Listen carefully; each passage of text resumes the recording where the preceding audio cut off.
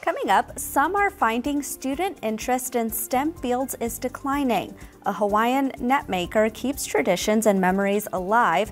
Plus, New Mexico lawmakers sent more than 200 bills to the state's governor this session. We find out which ones include Native communities. I'm Aaliyah Chavez. Join us for those interviews plus headlines from the ICT Newscast. The program is made possible by the Corporation for Public Broadcasting, a private corporation funded by the American people. Arizona State University welcomes 3,500 Indigenous students from Arizona and across the nation. It serves one of the largest populations of Indigenous students among U.S. colleges and universities. We created a sense of place for tribal nations to create futures of their own making through community outreach and research, taught by world-class Indigenous faculty where they see a reflection of themselves and their experiences. Find community at ASU.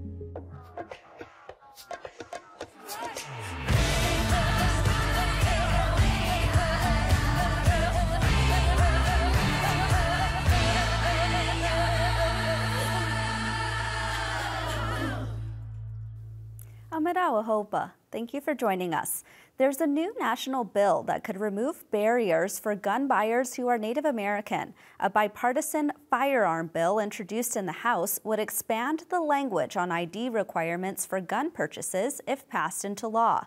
The bill is jointly sponsored by Republican Representative Dusty Johnson and Democrat Mary Peltola. Under current law, tribal IDs are not a recognized form of identification for gun purchases. However, the same information on a tribal ID is found on a DMV-issued driver's license. In a statement, Peltola said the bill would increase tribal sovereignty by extending equal Second Amendment rights to tribal citizens. Tribal IDs are already valid for use on boarding planes, accessing federal buildings, as well as use at banks throughout the nation. Indigenous-led clean energy projects in Canada are proving to be important in reaching the country's future goals. First Nations now own, co-own, or have defined financial agreements for almost 20% of the country's electricity production. A 2020 report by the Indigenous Clean Energy Social Enterprise identified 197 renewable energy projects with Native involvement. Despite 2023 data not being available, growth in this sector is expected. Projects spanning from solar and wind to hydro and geothermal have all begun since the last report. The Canadian government is setting goals to achieve net zero for its electricity grid as early as 2035 and net zero greenhouse gas emissions by 2050. Experts say these goals will require billions of dollars in public and private investments. And with treaty rights still intact, First Nations communities are poised to reap a significant economic benefit. The Navajo Nation is mourning the loss of another leader. The nation's former president, Ben Shelley, died last week at age 75. Shelley was elected in 2011 and served one term as vice president in 2007. The former leader also served 16 years on the Tribal Council and 8 years as a New Mexico County Commissioner.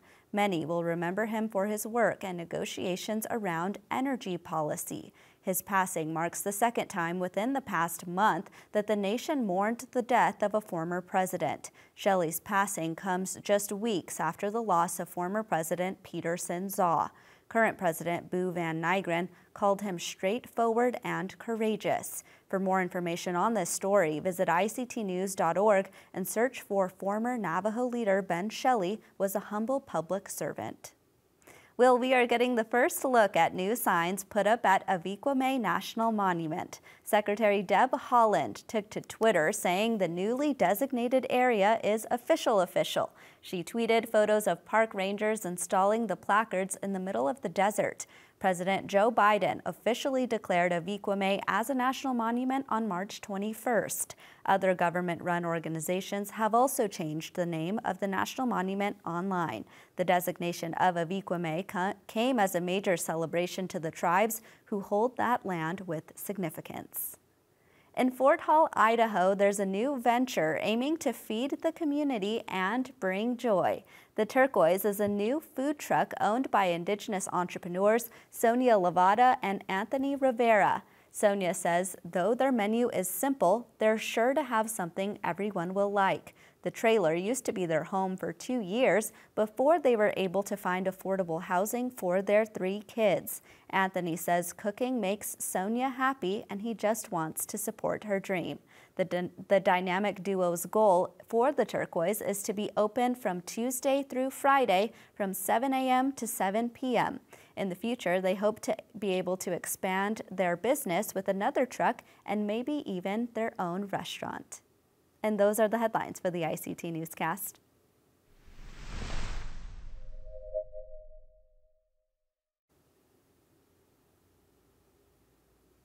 Native Hawaiians have been making special fishing nets for generations. First Peoples Fund has honored Charles Kealoha Leslie for his work on carrying it on through the generations. ICT's Shirley Sneve has this interview. I'm a Lavaia, we call it, the fisherman, and I did this all my life, like 70 plus years I've been fishing. And I started my journey in net making at 5 years old with my dad, and when he started to teach me and I was helping him. Fishing's the one thing that I always wanted to do and did all my life. And I tried different jobs, but I didn't want to do the other type of work that I did. So I just, kept going fishing. First Peoples Fund acknowledged Mr. Leslie's Hawaiian traditional net making. I'm the only one that teaching this net making. There's other people knows how to make net, but the net they make, they sell it, and then, so they're not going to teach anybody how to do that because they don't want the competition.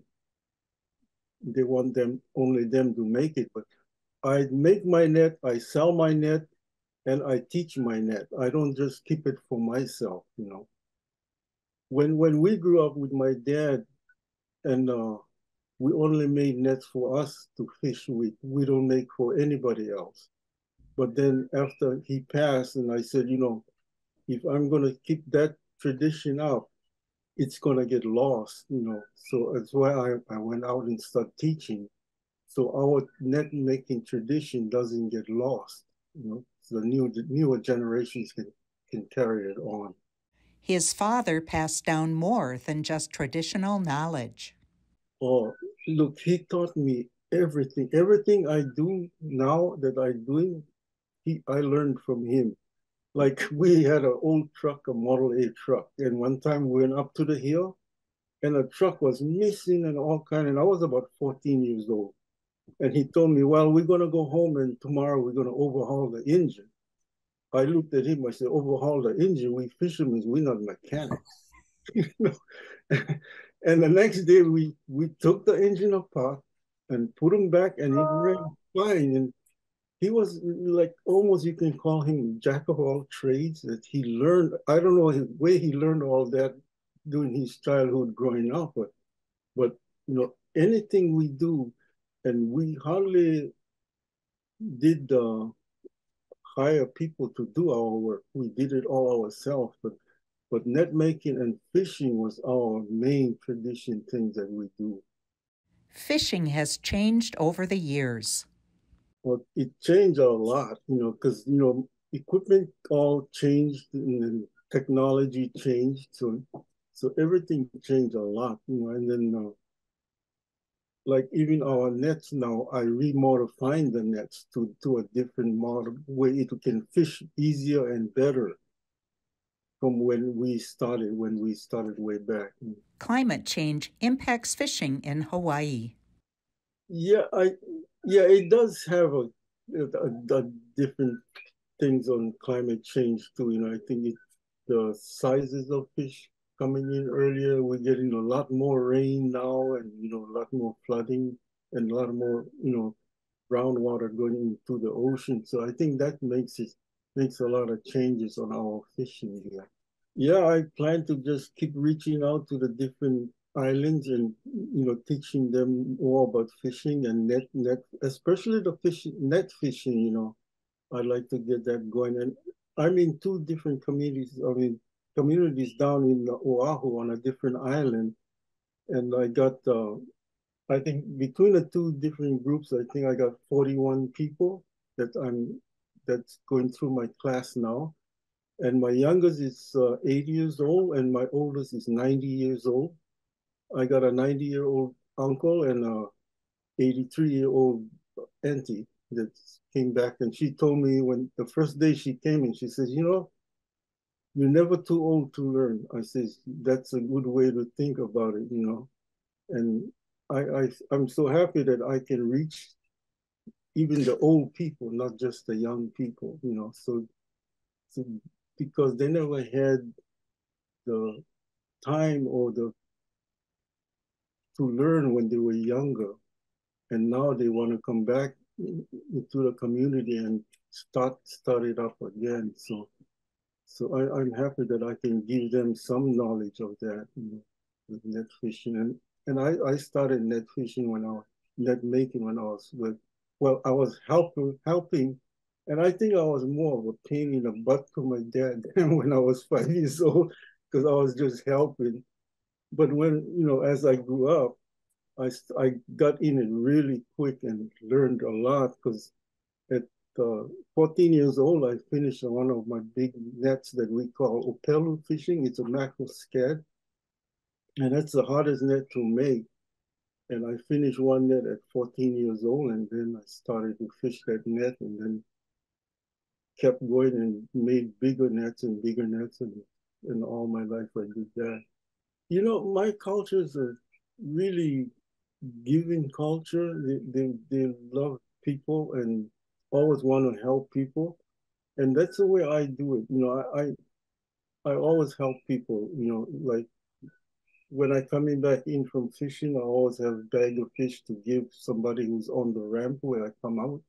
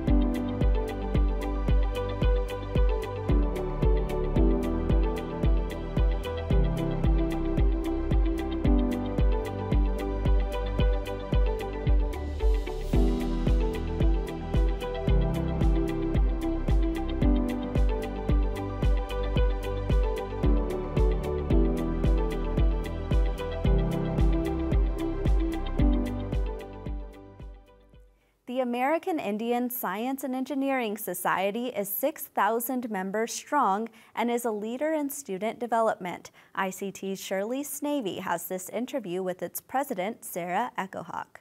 The American Indian Science and Engineering Society is the leading organization that supports Indigenous students in STEM fields. ASIS has awarded nearly $1 million a year in scholarships. Sarah EchoHawk is its president, and she joins me today. Welcome, Sarah. Thank you, Shirley. Appreciate it. So I wanted to talk to you about research as far as what we're finding out about students going into STEM fields. Well, what we're finding out about Native American students or Indigenous students going into STEM fields is that number of students who are graduating with STEM degrees has actually declined in recent years. So we're not seeing an increase or even remaining steady in terms of Native students graduating with those STEM degrees, which is, of course, unfortunate given that the fastest growing, highest paying jobs in the nation are generally STEM careers.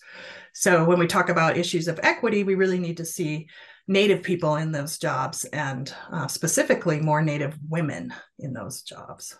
So what can we do about this? What's going wrong? I mean, is there a solution? There are a lot of solutions. Most of those, and as Indigenous peoples, we kind of already know this, but it's really getting this across to administrators and policymakers and others that, make these kinds of decisions about curriculum and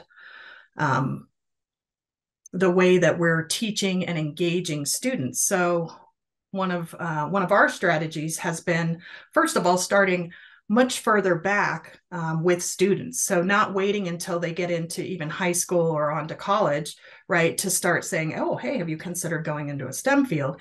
Instead, backing way up in the PK, so even preschool, although I wouldn't say we have any preschool programs yet, but we're heading that direction. But that PK through 12 space, right, to get students engaged early and interested in STEM. And for Indigenous students, what that means is culturally contextualized curriculum. So having curriculum and other STEM resources that are really tailored to Indigenous students and specifically in their specific communities, right? There is not, one definition or one Native American or Indigenous culture, right? We're all of these different tribal nations. So how do we work within these communities and within the schools and the educators to bring in resources that are, again, like culturally contextualized for that specific community? And an example of that would be this Intel has sponsored a project for several years now where we actually co-created a high school course for students that are interested in going into tech on the Navajo reservation. And of course, doing exactly what we said, working with community members in those different communities within Navajo to bring in cultural experts, if you will, and others to help advise us on creating curriculum. Like an example would be Danae weaving as a mathematics, like looking at that from a mathematics perspective. So it's bringing those pieces in that makes it more relevant and engages students in that, and they can actually see, oh yeah, I can be in a STEM field. Like this does make sense to me. So the answers are going back to what we know as Indigenous people, integrating that into the curriculum and supporting students early on so that they can be prepared to go into a STEM field in college. Often there are a lot of prerequisites required. And so if students haven't been properly prepared by the time they get to college, they would have to spend a lot of extra time and money to get those prerequisites. So we want to make sure that they're getting that done ahead of time. I love that story about thinking about weaving as a STEM field, right? Exactly. Because I think oftentimes students go, and I know when I was young, why do I need to know these math things? I'm never going to use that in my real life. Exactly. I use math stuff every single day and science stuff the same way. I mean, you can be a better cook if you understand the science behind cooking. Exactly. Well, another example is there was a lesson plan that we've used and developed that was around for Plains tribes, that was around the chemistry of brain tanning buffalo hide, right? So something we've done since, time immemorial, or at least those tribes had done. But what is the chemistry behind that and understanding why that worked? And that's something we had been doing, right? So it's like we already had that knowledge, and it's kind of bringing the Indigenous and the Western science piece together and making sense out of it. ACES is known for its gathering of students. Thousands of students go to ACES, and I imagine they have a wonderful time. What do we have that's coming up? Well, coming right up at the end of April 30th through May 2nd, is our annual Leadership Summit. It's going to be in Tulsa, Oklahoma at the River Spirit Casino Resort, which of course is a tribally owned property. We try to always bring our smaller events to tribal properties, tribally owned properties. The larger event is more like 2,800 people. So usually we have to go to like a convention center. But this one is our Leadership Summit. It's a smaller conference, but it is a valuable conference. It'll be about 400 people. There'll be students and professionals, as well as some of ACE's partners who are looking to support Native students and professionals. Sarah, I understand you've been with ACES for a decade now. What's that experience been like? So it's just been really a privilege to be a part of this tremendous growth of this organization. And I would say that's not unique to ACES. Definitely seen the growth in a lot of national Native nonprofit organizations in the last decade, particularly in the last, 3 to 5 years. And I think that means, that people are finally starting to take notice externally about the value and about what we have to offer as Indigenous peoples, and that's where you're seeing this growth. So it's been tremendous. I'm excited for the future. We just went through another, strategic planning process, and we have a lot of plans for the future and continued growth. So yeah, I'm excited to be here.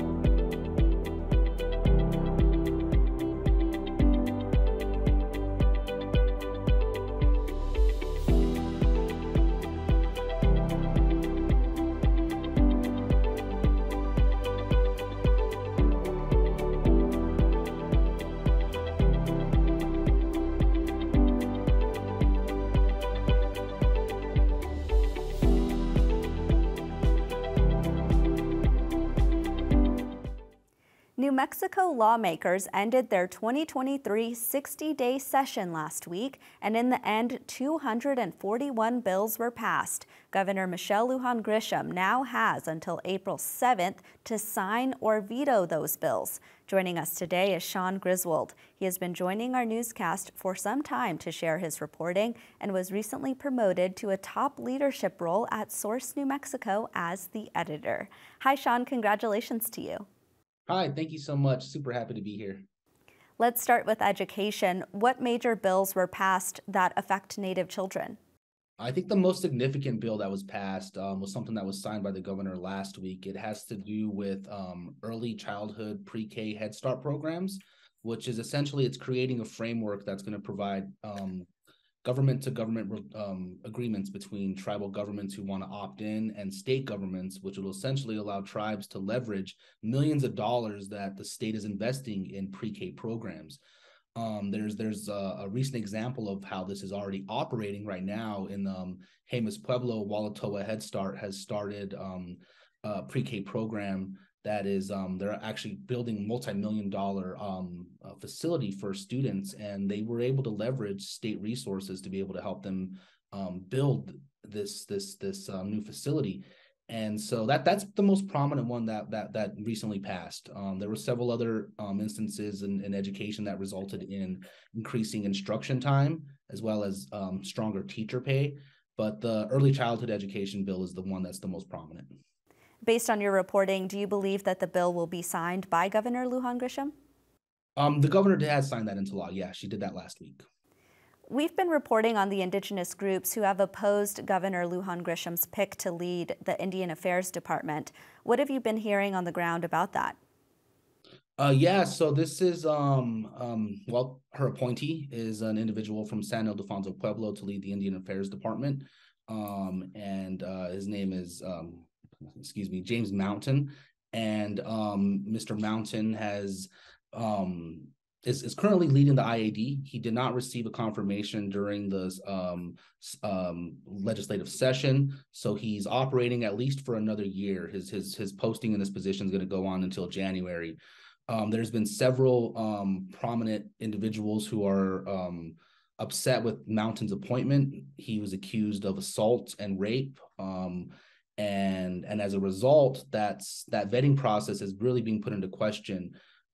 Several, prominent organizations in New Mexico that are led by female Indigenous women that are arguing that Mountain should not lead a position in IED or have any leadership position for that because of, past accusations against him. I think what's most significant about that is that we saw the Indian Affairs Department recently really lead in the missing murdered Indigenous women and relatives aspect in New Mexico under the previous leadership of the Secretary Lynn Trujillo. And the organization itself, IAD, is sort of building prominence as it's kind of evolving into showing that there are more Native prominent political individuals here. And the MMIWR position was something that was really building a lot of collaboration between state, tribal, federal local governments and was leading nationally with that type of work. So to have somebody like Mountain, who's been accused of, crimes that affect Indigenous women, it's something that people are upset about and are concerned that it's going to ultimately hinder the mission of making these things, more relevant and progressing going forward. And so there's a lot of questions about why this even happened to begin with. And as mentioned, Governor Michelle Lujan Grisham, there's a concern as to how through the vetting process, she even allowed an individual like this to be nominated or appointed. While he's not going to have full legislature appointment, he's still going to be in a position and still running in this operation and running the IAD department at least until next year. And that does include a six-figure salary, over $100,000, that's going to allow him to continue to run not only the programs that are MMIWR related, but also everything else that IAD does when it comes to intersect and when it comes to collaborating between tribes and the various state governments that exist in New Mexico. Shaun, where can our viewers find your news stories? Yes, sourcenm.com. Well, we're also on the ICT website at times, but sourcenm.com is the hub for all of our news. Shaun Griswold, editor of Source New Mexico, thank you. You're welcome. Thank you. And that's a slice of our Indigenous world. For all the latest, visit ictnews.org. From all of us in the newsroom, stay safe, my relatives.